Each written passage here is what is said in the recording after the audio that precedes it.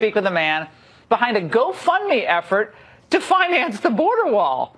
Check this out. Only 3 days this has been up. He's already raised $9 million. Story of the can-do American spirit in action is ahead. Plus, were anti-Trump forces inside GOP leadership responsible for the dirty dossier being spread throughout the media? An investigation with Peter Schweitzer is ahead. And as 2018 comes to a close, we'll bring you the highlights of the worst media offenses of the year.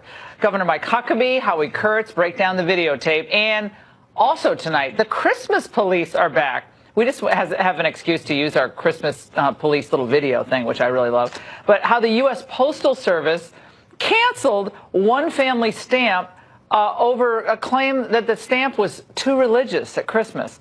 Waiting to see this. You will not believe it. But we begin tonight with this. Donald Trump making a stand for his wall. It's what voters wanted, but leadership stood in his way. Trump is now forcing the hand of Democrats, threatening a shutdown. I've made my position very clear. Any measure that funds the government must include border security. Has to. It is the solemn promise to protect and defend the United States of America, and it is our sacred obligation. We have no choice. Joining me now are two Republicans engaged in this fight. House Majority Whip Steve Scalise, he's in charge of wrangling these votes, and Congressman Sean Duffy of Wisconsin. Plus, Fox's chief political correspondent Ed Henry joins us, too. He's been following all the developments. Congressman Scalise, let's start with you. You have the votes, but the Senate looks shaky, to say the least. How are we headed for a shutdown tomorrow?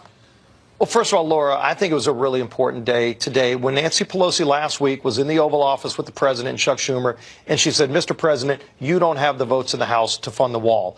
And today we put up a massive vote with a large margin of Republicans that said, we're going to stand with this president. We're going to fund the wall. And we just gave him serious leverage in whatever negotiations he's going to have with the Senate. They have to confront this issue knowing we have the president back in the House. Sean, a lot of my listeners on radio today and then tonight, they're watching and they're thinking, how are we always in this position? It's the end of the year. Everyone's rushing to get out of town. It's like no traffic in D.C. Everyone's already gone. Yep. Except you guys are there. We're here. But everyone is already gone. In their mind, they're gone.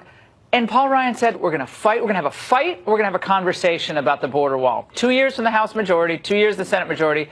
We wait until the end of December to deal with an issue that the American people want dealt with. Yeah, I mean, first of all, I think we were set up to lose here. We were not set up to win. We should have had this budget fight last week on Friday. How about last spring? No, but still, as we're coming to the end of the year, we could have done it last week, or better yet, we could have even done it this Tuesday, where we would have passed a bill that funded the border wall before the Senate acted. But we were going to act today, Thursday, the 20th of December, right before the end of the year, 2 weeks before Nancy Pelosi takes over, and think that we have leverage. This is idiotic. What we should have done, Laura, is we just passed a bill on criminal justice reform. Why did we negotiate criminal justice reform, which Democrats want, which we'll get no credit for? Why did we negotiate in exchange for criminal justice reform? Give us $5 billion in border security. No one negotiated that deal, so we have no leverage, and Republicans will lose. Until you raised that tonight, we were talking earlier, I'd not even thought about that. I mean, the president did not run on criminal justice reform. No. I'm personally glad it passed. I'm going to be really anxious to see how it works out. You're not. That's fine. But he isn't getting credit for it. He won't get credit for it. But if you want to use it in a way that advances the Trump agenda. Ed Henry, hold on. Ed Henry has information now for us about where things stand in the Senate. Ed, I tweeted earlier. Everyone's got to follow my tweets all throughout the next 48 hours. I said earlier that Mitch McConnell should fight this wall as hard as he fought for Kavanaugh. And actually, it's probably more important in the long-term survival of the country. Well, remember, he only needs 51 votes. I've been talking to Senate Republicans in private. What they're saying is they're hopeful they can get to 51 votes to pass what the House Republican leaders there are talking about, Congressman Scalise and Congressman Duffy as well. But the challenge, I'm being told, is that you have Republicans like Bob Corker. You mentioned there's not a lot of traffic. Some of them have gone home already. Bob Corker told Fox tonight he's retiring from Tennessee. He's already driving home to Tennessee. That's his plan anyway. It's a disgrace. They're not planning to stick around. Now, will they be pulled back because of the wall funding? We'll see. But I've talked to sources inside the White House, by the way, who tell me, think about it. Put yourself in the shoes of President Trump. He was told that we're going to repeal and replace Obamacare. He was told we're going to have wall funding. He was told that we'd eventually get out of Afghanistan and Syria once we defeated ISIS. And you go down the list, and a lot of these priorities that he didn't just campaign on and promise, but he actually won on in 2016, he hasn't been able to follow up on. Look at the tariffs. Establishment Republicans, time and time again, people inside the White House remind me, told the president, don't do it. And Congressman Duffy will be the first to tell you that but for President Trump standing up against Canada, the dairy farmers in Congressman Duffy's district wouldn't have been helped there in Wisconsin. Yeah, so time and again, the president's instincts on these issues, Ed just took us through a couple of them, were spot on. He was pulled back from his instincts by the experts. I think some of them were foreign policy experts that are now thankfully gone, or Treasury experts. His instincts on this are right. And I want to play something for everybody. You got to watch Chuck Schumer. They're playing a big game there on Capitol Hill today. This is what he said about the shutdown. Watch. President Trump is plunging the country into chaos. And he said in front of us he'd be proud to shut down the government. It is nothing to be proud of. The bottom line is simple. The Trump temper tantrum will shut down the government, but it will not get him his wall. Congressman Scalise, temper tantrum. I don't think so. I mean, he campaigned on this. He won on this. He deserves the Republicans to get behind him and also put the Democrats back on their heels. Okay, you say you're for border security, $5 billion? Yeah. That's what we're arguing about, $5 billion? Laura, this looks like another Schumer shutdown. And think about this. A few years ago, Chuck Schumer voted for a border wall. He's going to have a hard time reconciling that. If you listen to what he's saying, he's making it personal. He doesn't want Donald Trump to get money for the wall because he doesn't want Donald Trump to get a win. The American people see Donald Trump fighting for them to secure the border. It's about border security. It's been about this throughout his campaign. He won on this issue as one of the front and center issues. And so now he's actually doing it. If Chuck Schumer wants to sit there and say, we're going to have a shutdown, try to blame somebody else for it, the American people know this is about border security. You're for it or you're against it. We have people in the caravan who are known criminals. They're attacking our Border Patrol agents at the border. Let's actually stand up for them. He says, oh, we're worried about chaos. Oh, it's chaos. Spend real time, not just the photo ops they do when they go up to the Border Patrol people and try to usher in migrants across. Real chaos. The Tijuana government knows what chaos. Mexico has seen the chaos. The cartels are being enriched by all this. Chuck Schumer, chaos. That line is so tired and old. I want you to chime in here, though, because Nancy Pelosi said this earlier today, and I got you to respond. Last week. There are no votes in the House, a majority of votes, for a wall, no matter where you start. Exactly right. You proved her wrong. I think I just want to check the vote list. We just passed $5 billion. Yeah, you proved her wrong. Could Schumer be wrong? Steve Scalise did a great job counting the votes. You whipped it. Yeah. Could Schumer be wrong as well? He could be wrong. But Nancy Pelosi is more concerned about her votes to become the speaker as opposed to the votes to do what's right for America and secure the border. But think of this, Laura. We have agreement on all the funding, but for the $5 billion for the wall. That's the only thing that's holding up funding the government versus shutting the government down. But I look at Chuck Schumer out there talking to the American people and Nancy talking to the American people today. Donald Trump has to do an Oval Office address. He has to frame this issue. I've said this for a year. And he has to talk about, we got to talk about the families that have lost loved ones to the drug abuse that comes across the southern border, meth and heroin. In my community, all our counties don't have money because they're spending so much money for out-of-home placement for kids who've lost their parents because of drug abuse. Or the parents who've lost a loved one at the hands of an illegal immigrant. Frame the issue about America. Yeah. Take away the photos of the kids at the border with the tear gas. They personalize it. They say the death of the 7-year-old girl is on your shoulders. On average, every single day we stop 10 known or suspected terrorists from coming into America. Last year alone, our ICE agents, who are in the middle of this fight too, saved over 900 kids from human trafficking. Those are real kids who are saved today because of what we're doing to secure our border. Who knows how many got in that we didn't catch? So thank God we have President Trump fighting to secure the border. That's what this fight's going to be about. Him having an address would be great. Sean's absolutely right. I've begged him to do this for a year. On air, I've said, this is the most important issue to the American people today. It's the government and immigration. Those two issues are the top of the list for the people. The government, meaning working against the people, and immigration. That's it. You've got to address the country on this. And this is not tweets. Address the country. Lay it out. I'm sorry, I'm going to harangue on this, but it's really important. I want to get to some other big news of the day, the Mattis resignation, because by the reaction in the hours following, you would have thought that we just decided on an imprudent ground invasion into a foreign land. For instance, here was Nancy Pelosi and Chuck Schumer. Everything that indicates stability, everything that indicates strength, everything that indicates knowledge is leaving this administration. General Kelly, General Mattis, so many others. McMaster. McMaster, exactly. There is chaos now in this administration. I am shaken by the resignation of General Mattis. What it means to our country, for the message it sends to our troops, and for the indication of what his view is of the commander-in-chief. Here's a message it sends to our troops. You're coming home. Okay, that's the message it sends to your troops. The days of Bush interventionism is over. That's where the president ran. And Obama went through 4 secretaries of defense. I do not remember the freak out. And I thought Pelosi and company were for pulling troops back once we actually have victory. Now they're the interventionists. I'm really confused about where they are. When the president's for something, they've been for a long time. They don't want to admit it on trade and other issues as well. I think you made a really important point a moment ago about Senator Schumer as well and pushing the chaos narrative. It's sort of like every time there's a development in the Mueller investigation, we hear the walls are closing in. This is it. And then it sort of fizzles out. Here's the bottom line, though. I don't think you can sugarcoat the fact that Mattis leaving is a big development because his letter was pretty blistering in terms of his differences with the president on Syria, for example. Here's my bigger point. Watch what Lindsey Graham is saying tonight.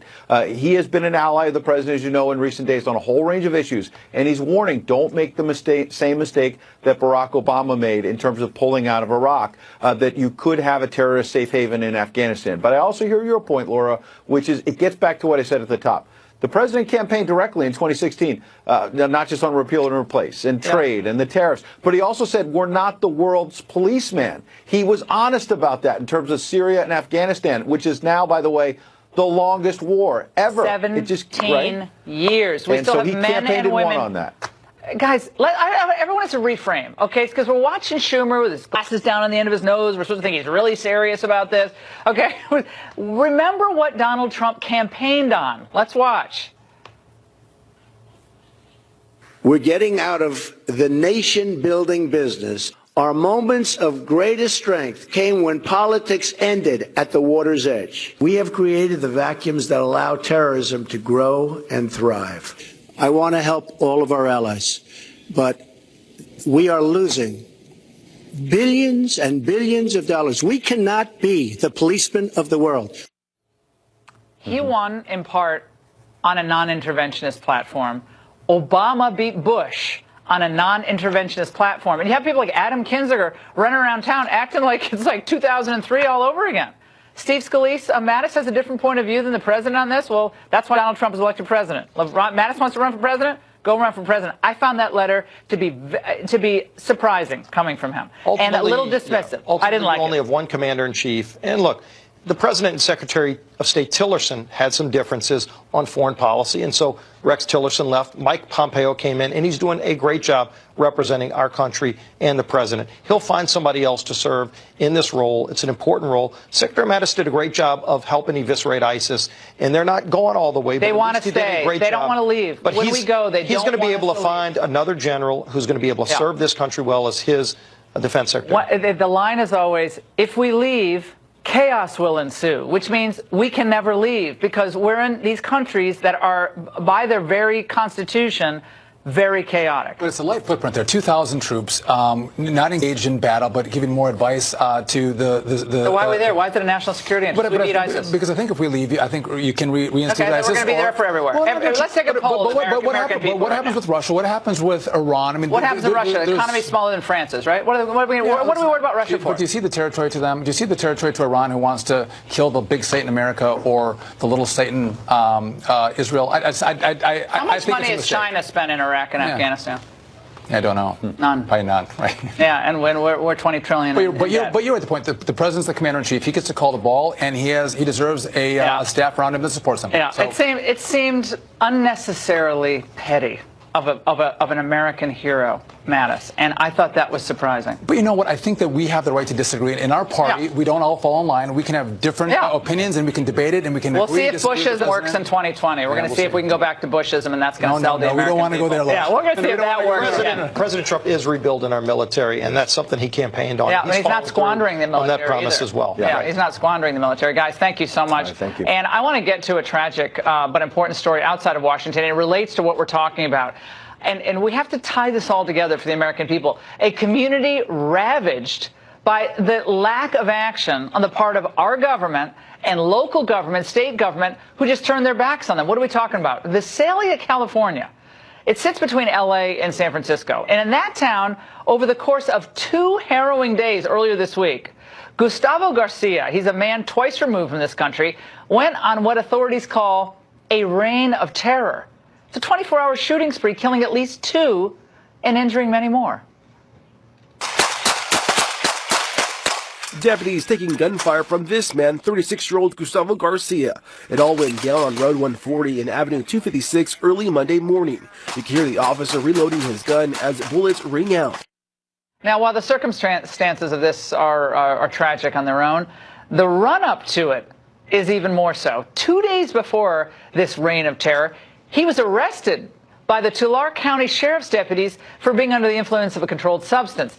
He was held in the county jail for about 10 hours before being released, even though ICE officials had issued an immigration hold on him. You see, this arrest wasn't Garcia's first brush with the law. He has a violent criminal past. Immigration and Customs Enforcement tells Fox 26 News Garcia had been deported twice. In the past, the sheriff's office could have alerted immigration because of Garcia's extensive rap sheet, which includes armed robbery more than 15 years ago. Now, you might be asking yourself, why did the cops let him go despite the ICE hold, especially given his past? So was it the police's fault?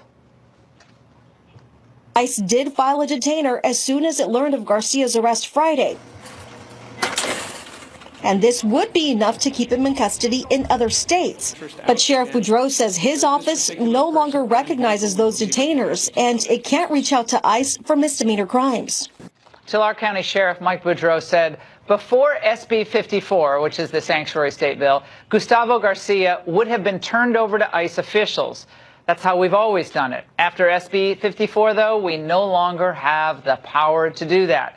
We should note the Tulare County Board of Supervisors voted to adopt a resolution opposing California's sanctuary state law in May of this year.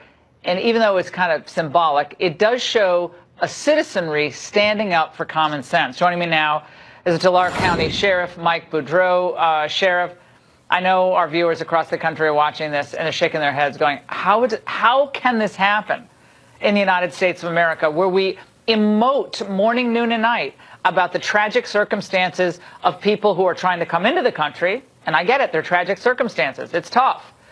But yet the politicians, did you get a call from Pelosi? Did you get a call from from Gavin Newsom? Any other, officials in California concerned about what's happening there?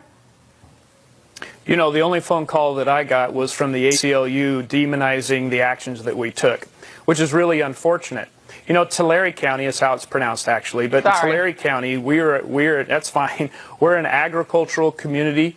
We produce multi-billion dollars worth of agriculture that's sent all over the world. And we have a large undocumented community.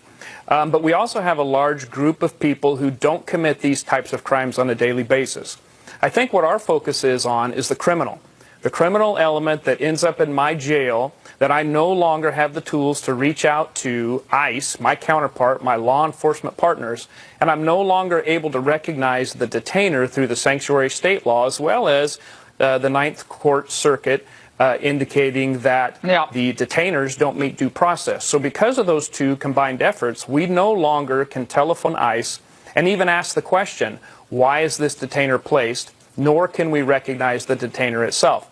And I think hold on, Sheriff, hold on. Can you give a heads up to ICE? Can you give them a heads up? Can you give them a heads up? Can you call and say, we're about to release this individual, or we have this individual in custody, even if they can't come and interview him or examine him? Is there any notification at all you could give to ICE? We're not allowed to talk to our counterparts under these laws. What's the conservative lawsuit against this? This is just an outrage. Hold on, I got to play something for you, Sheriff. This was Nancy Pelosi's claim about what sanctuary policies actually accomplish. Watch. Our city of San Francisco is a sanctuary city, and we see it as a place where it makes us safer. It makes us safer because people can go to school, they can get driver's license, they can be witnesses against other violence that they see in the community. Is your community feeling safer tonight? They're not feeling safer. But I will say that we're not against our undocumented community. We're not against immigrants. We're not against Dreamers or DACA. And I think that it needs to be very clear, you know, our community as a whole, even our undocumented community. I sat with a large group of people, and they're not afraid of their law enforcement. They're not even afraid of being deported. So that's a lie, Sheriff. That argument that I hear parroted to me morning, noon, and night, every time we deal with one of these sanctuary policy cases. We did this in New Jersey a couple of weeks ago. The advocate that came on said, oh, no, we're not going to have immigrants cooperating with authorities. They're not going to show up and testify in cases. That's just bunk. But this is the parroted line. So you don't see that at all in your community? That's not true. We don't see that. We see our community reaching out to us. What they're afraid of is that the criminal will return to their community because we can't report them to ICE. Yeah, and commit domestic violence, rape, burglary, robbery, other offenses against property and people. Sheriff, thank you for the heads up and for speaking out on what we are going to be following all throughout the next year, because so many people won't do it. We're going to do it.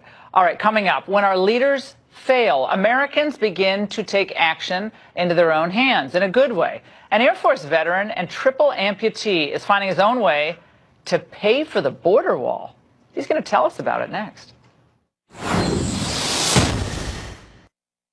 Home here. Now, this really is a story about America's quintessential can-do attitude. Whether their leaders fail them, our citizens take matters into their own hands. Enter Brian Colfax. He's a triple amputee Air Force vet who started a GoFundMe page for the wall, the wall that the politicians don't want to fund. And he started this just 3 days ago. In that short time, he has already raised more than $9.7 million. Now, here to tell us why he did this, what he hopes to achieve, is Brian himself. All right, Brian. Now, the critics will say that this is just a publicity stunt. It's not going to even make a dent in the total cost, which would be at least around $20 billion. I'm not great at math, but that's a pretty tough hill to climb. So what do you say to those critics? I say that they're full of crap, and this is the United States, and we can do anything we want. And if people want to donate to that wall and give their money, they can do it. I mean, what's $80 for 60 million people? The common person can give that kind of money. And this is not just about Republicans and conservatives. There's an outpouring of Democrats that are messaging me and giving to this wall fund. It's from both sides of the aisle, but you don't hear the liberal media saying that. This is America coming together. They want the wall, and they're putting their money where their mouth is, and they're funding it. Well, you've had some run-ins before with Facebook, I know, on blocking various counts you've had. Even a military beer business had to give 10% of your profits to military charities. You're a triple amputee, Air Force veteran, and yet Facebook's had like a kind of an aggressive attitude toward you. I know you've hired counsel trying to fight them on this. Are you seeing any resistance to your postings? I've gotten a lot on my Facebook page, and I've sent them out to my friends. But are you getting any resistance at all in the social media community? I'm not allowed on Facebook anymore. My company, Military Grade Coffee Company, was outright banned, and Facebook executives told me I'm not allowed to use it. And they threatened my wife to delete her account if they catch me on Facebook. So I don't use Facebook anymore. I've gone to Twitter, and that's where people can find me. And it's ridiculous the way that these companies treat people. And Americans are just pissed off. They're pissed off in general, and they're mad with the way politics and politicians are handling things and big tech. And it's a lot of problems that are bubbling up right now, and it's just a culmination of things. And Americans are just not happy. Now, why the wall? Why is this an issue for you? Well, I mean, the wall is an important thing for me. I mean, I feel it's near and dear to my heart, and it was a promise that was made to Americans, and this is a very important part of our nation, our country. We need security. We are a nation of laws. We need to enforce these laws. We can't have people coming across our border who are unchecked that we don't know who they are. I mean, we could have another terrorist attack tomorrow. It doesn't take many people to stage an attack. We need to know who's coming across that border, and we need to keep it in check. And this, like I said, this wall's in our Constitution. We need to have the wall, and Americans want the wall. What do you mean the wall's in our Constitution? Where in the Constitution? Well, I mean, it's part of our nation. It's part of our laws. You're talking about our sovereignty, our sovereignty. Yeah, sovereignty. Right? We're a nation of laws. The wall itself is not in the Constitution. Trump wall is not in the Constitution. Yeah, but I get what your point is. He made the promise, And if that wall doesn't get built, it's hard to see Trump winning in 2020. I know people don't like hearing that, but if this wall doesn't get built, I think it's going to demoralize a lot of people. We're going to have more problems. You got to get the thing built. But Mike, Mikhail Gillette, I don't even know who this person is, but it's some singer I guess a lot of people follow, was hitting you pretty hard on Twitter saying the following. Right now in America, people are donating money they don't have to build a wall they don't need to solve a problem that doesn't exist. And I guess the band Airborne Toxic Effect, basically saying you're bad at math because it would take, till 2086. Yeah, you're racist, bad at math. I mean, there's no real substantive argument against why a wall may or may not work, but I'm sure you're going to get a lot of that. Oh, I mean, that's just the liberal tactics and the liberal media. They're going to come out and attack me. They're going to come out and attack my family. And it's just, they can go ahead and do what they want, but we're not stopping. We're going to keep on pushing through. If, no matter what Congress does, if, they pass this through, we're not stopping. We're going to keep pushing this through. We're going to see what Senate does. We're going to see how this plays out. And, Americans aren't happy, and they're going to keep giving to this GoFundMe, and we're going to keep pushing it. $9.7 million. It's one of the top GoFundMe efforts in just 3 days in the United States for the whole year. Brian, we're going to be following this. Thank you for your service to this country. You suffered greatly for our freedom, and you continue to inspire so many people. Thank you so much. We really appreciate it, and Merry Christmas to your family. And now on to some troubling revelations inside a Florida court. Documents filed yesterday show us this. The publication BuzzFeed was sued after they published the bogus dossier on President Trump. But they won in court. But that's not actually the interesting part of the story. Inside the filing were revelations about certain Republicans that will shock a lot of you. First, a longtime associate of the late Republican Arizona Senator John McCain, initially provided a copy of that infamous Steele dossier to BuzzFeed in the first place. And second, a Paul Ryan aide and Congressman Adam Kinzinger were given an early look at the dossier before others even became aware of it.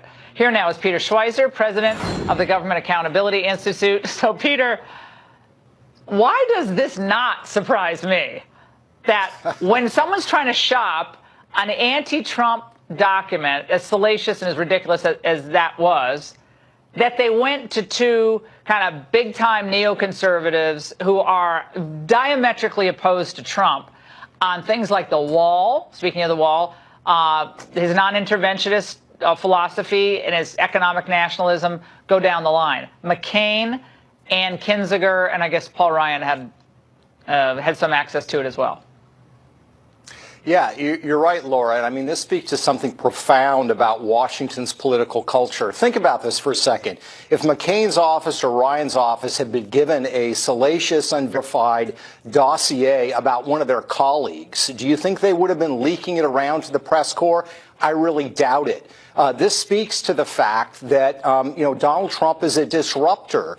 There's a deep cultural clash between him and the Washington establishment. And it speaks to the fact that they do not like the fact that he is disrupting the way things are done in Washington, D.C., the same way that on the political left, Bernie Sanders and Congresswoman-elect Ocasio-Cortez is doing on the left side of the political spectrum.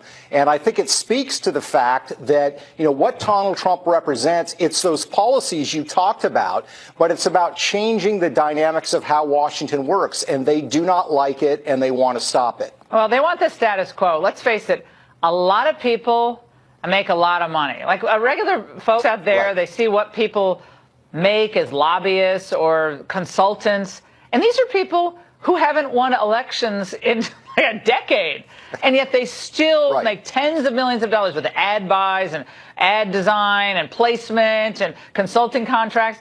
So they like the status quo. Trump comes in like a wrecking ball and says this whole town stinks to high heaven, and it makes them really nervous. I mean, they're freaking out about this Syria withdrawal. I bet most Americans don't even know we're in Syria, because they're thinking, wait a second, don't we have problems in like Cincinnati to deal with, but we're in Syria with 2,000 after we've already decimated ISIS?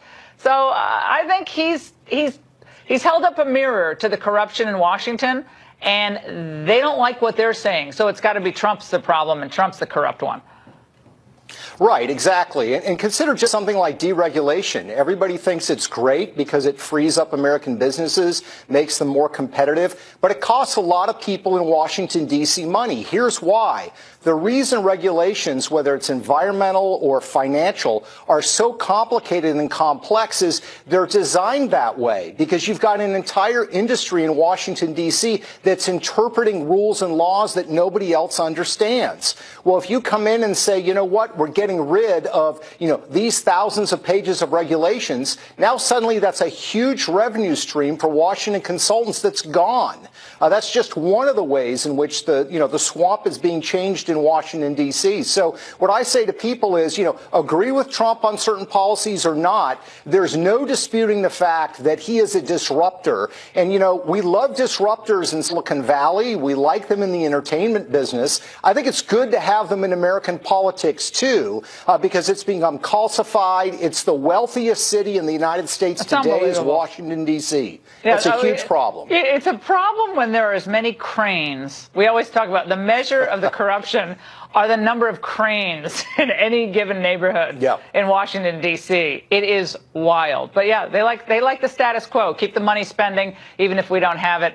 Peter Schweizer, have a great holiday, a Merry Christmas, and all that jazz. We'll see you in the new year. And up next, this is a fun one. Okay, what were the worst media moments of 2018? Ooh, will I make any of those? I hope not. Governor Mike Huckabee and Howie Kurtz take us through the video and the most embarrassing moments when we get back.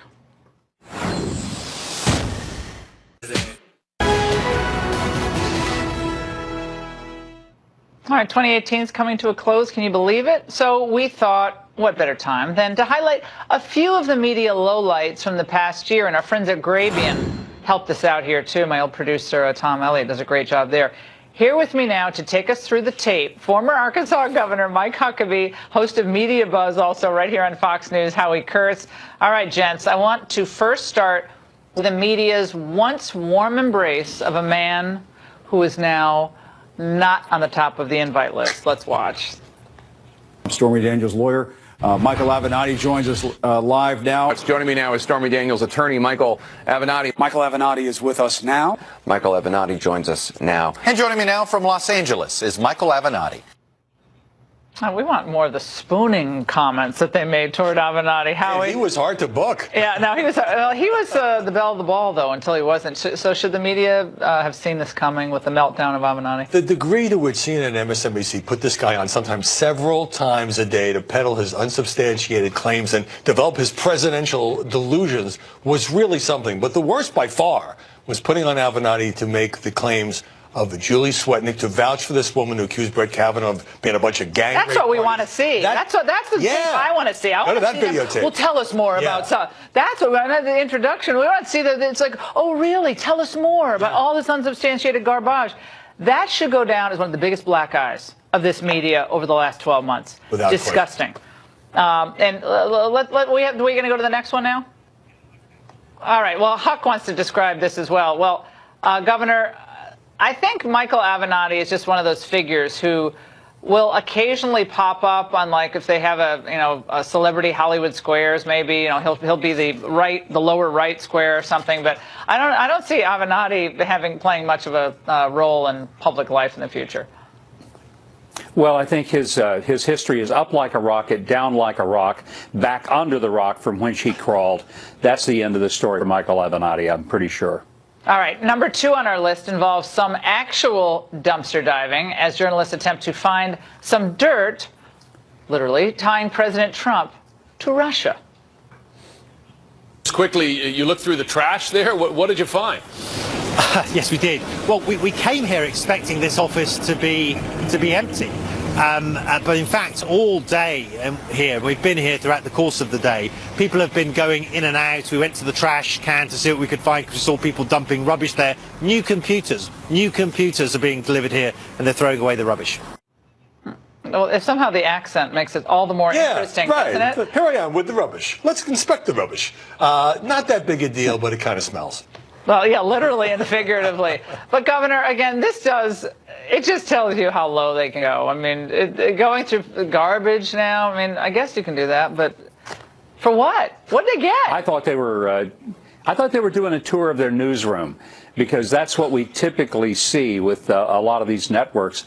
I mean, anything, and that does show that if you're willing to go through people's trash, hoping to get something negative on conservatives, you're pretty desperate. And this is a media that's pretty desperate. There's no doubt about it. That was hilarious. What's the rating for the media now? Like, is it approval rating? So usually it hovers around 20% or something. Whether people respect them, or maybe up to 30, but basically. Oh, it's up to 30 now. Wow, that's actually pretty good. No, I don't see that. This is not my rating. I'm telling you how it shows up. Yeah, Gov, what do you? Hey, Governor, we got to check do like Google search Raymond Fox. Is it really 30%? I just got to tell you, Howie, the flu is more popular than the media right now.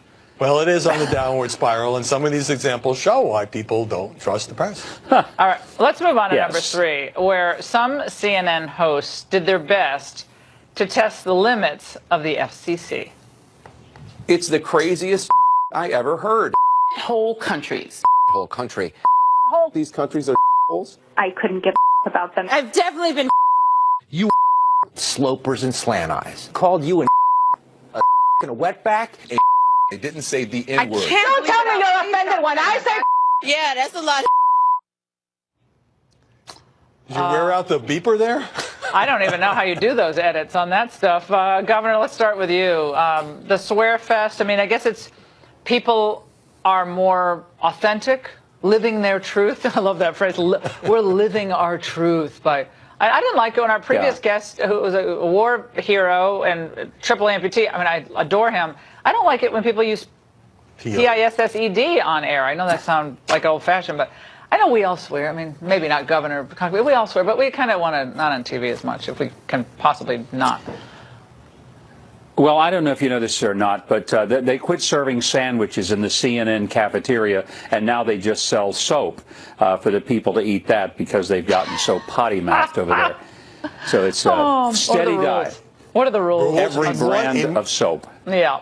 In one interview, CNN anchor Fareed Zakaria called Trump a BSer, using the full word, 4 different times. It just goes to show that when you're talking about Donald Trump, the standards go out the window. There's a complete double standard. You can get down and dirty and curse all you want because somehow that's okay. I mean, we insults the audience. Yeah, we have anchors on other networks just saying, oh, he's a racist, he's a racist. I mean, just like he's a racist, he's a liar, he's a racist, he's a liar. He's a blanking racist. Right, he's a blanking racist. But, I mean, it's just...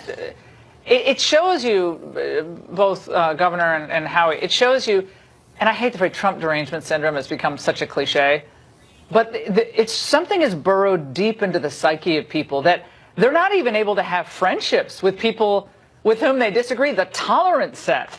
And this, you see this in media figures, people who I've been friends with in other media outlets for years, not all of them. But I used to like Don Lemon. Don Lemon used to come on my radio show. We were joking earlier that I used to have people like Frank Rich on my radio, John Kerry. Like, we can disagree, but now they're just so, it's burrowed in anger and resentment and upsetment. And, you can't even fraternize. You can't even have a conversation. Like, you're a horrible, awful, rotten person if you ever said anything nice about Donald Trump. And it's oozing out of their pores, which is very strange. All right, the last one on our list is someone I just mentioned, CNN's Don Lemon, describing the biggest terror threat facing our country right now. We have to stop demonizing people and realize the biggest terror threat in this country is white men, most of them radicalized up to the right. And we have to start doing something about them. There is no travel ban on them. There's no ban on, they have the Muslim ban. There is no white guy ban. So what do we do about that? Governor Huckabee, you are what do we do? One of those aforementioned white men. So. Yeah, I'm guilty as charged. I am an American white man, and I don't know what Don Lemon's going to do. What is he going to do, to deport me? To where? I'm an American-born citizen. What is he going to do, arrest me? For what? I think differently than him. This is America. This is really the height of it. But I got to tell you, Laura, it's not just what he says. It's that tone where he's attempting so diligently to sound authoritative that I found beyond amusing. And these guys who sit and they pontificate night after night with such a tone of seriousness, as if they are personally saving this great republic. Oh yeah, but they're very pained. I'm pained to have to say this. Yes. I regret having to say this. All right, Howie, before we go, remember this ad from CNN. This is a whole bunch of bananas. Somewhere buried within it is an apple. Some people might try to tell you that there's no point in looking for it. But there's only one way to know what's been covered up. You start digging.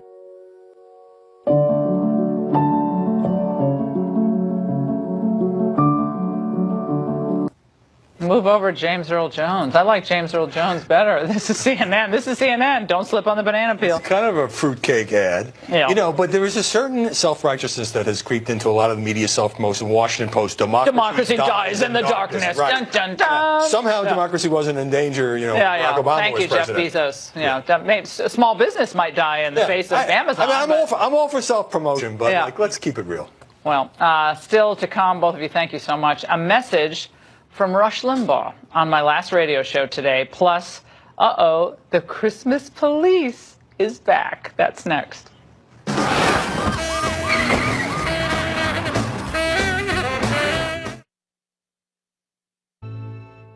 The Christmas police are back and coming for your mail.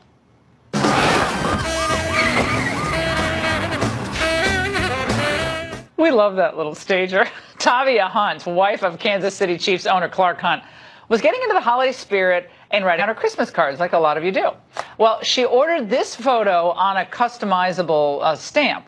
And you can see her family, beautiful family, standing right there in front of St. Basil's Cathedral in Moscow, where I've been many times. It's a beautiful, beautiful picture. Well, the United States Post Office didn't think so. Soon after she placed the order, Tavia was told by Stamps.com that the U.S. Postal Service guidelines dictate that all religious content is forbidden. Joining me now is Hiram Sasser, attorney for Tavia Hunt. Tavia's not feeling well tonight, but Hiram, where does this stand now? This is wild. First of all, when is the last time a religious service of any great number in attendance was held at St. Basil's Cathedral? I think it's been quite a long time. It's a museum now. Yeah, it certainly has been a long time, but that's the problem with these postal regulations, is that they're so broad in prohibiting anything religious at all that they would encompass something such as just a cathedral in the background, even if it's not even being used as a cathedral anymore. But what I don't understand is under what constitutional norm or statutory norm are they operating? This is not establishing a state religion, even by the most amorphous, squishiest of tests, most ambiguous of tests that the Supreme Court established. It's not, I mean, it seems like it falls squarely within one's free expression rights under the First Amendment. So I don't get it. Like you can probably, they show a picture of someone at Hooters and that's okay, but you can't be with a little, cathedral in the background. I don't even understand the argument.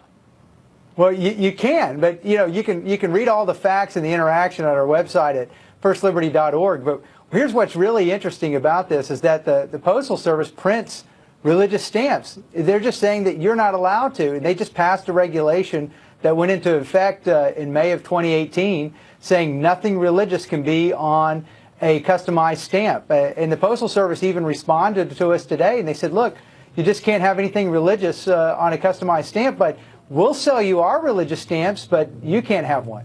Okay, first of all, the Madonna stamp is always sold out. Every time I try to buy them for Christmas cards, they're like, well, we have a rainbow, we have a, this and that. They have all, beautiful stamps, but not the one I happen to want. Okay, I like that one.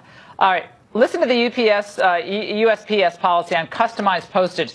Acceptable images or text must not contain content that is unsuitable for all ages and audiences, including any depiction of political, religious, violent, or sexual content. How is religious lumped in with violent and sexual content? Look, religion, I guess, is the new pornography for the Postal Service. That's why we're trying to get to the bottom of it. Here's what's great about the Postal Service, though. They don't have to go through a real complicated rulemaking process like other agencies. They can change this tomorrow if they want to. Well, it's going to be changed. This is lunacy. Thanks for bringing this to our attention. This has got to be done away with. Thanks so much. And a radio legend helped me sign off my last radio show today. You don't want to miss it. Last bite next. You want me to investigate flying saucers? I want you to help me prove to the public the truth. They don't exist. It's time for the last bite.